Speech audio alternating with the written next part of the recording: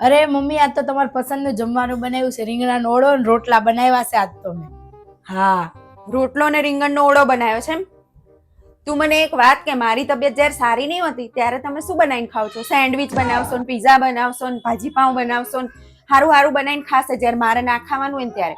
અને મારી તબિયત સારી થઈ જાય ને એટલે બસ રોટલા બનાવશે ને ખીચડી બનાવશે ને ભાત બનાવશે ને કારેલાનું શાક બનાવશે ને રીંગણાનું શાક બનાવશે ને. એમ નહીં થતું કે તબિયત સારી છે કંઈક સારું બનાવીએ. મમ્મી, તમે તો કહેતા હતા યાર રીંગણાનો ઓળો ને એવું મને બહુ ભાવે છે એમ. તો મમ્મી એવું કરું તો મને કંઈક પનીરનું કે એવું બીજું કંઈક શાક બનાવી દઉં? અરે હવે તું ગમે તે શાક બનાવી દે ને, મને પનીરનું શાક બનાવી દે, પીઝા બનાવી દે, મારે ખાવું જ નહીં. કેમ મમ્મી? ખવડાવું હોત તો પહેલેથી જ કંઈ ખારું ના બનાવ્યું હોત. ખબર છે કે મમ્મીને નહીં ખાવાનું ત્યારે બનાવશે અને અત્યારે ખાવાનું છે તો નહીં બનાવે. એટલે મારે ખાવું જ નહીં કંઈ. ખાઈ લો તમારે જે બનાવવું હોય.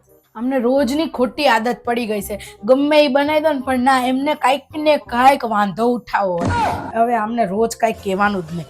જે ખાવું હોય ને ખાય. ભૂખ લાગશે તો આખું ખાઈ લે.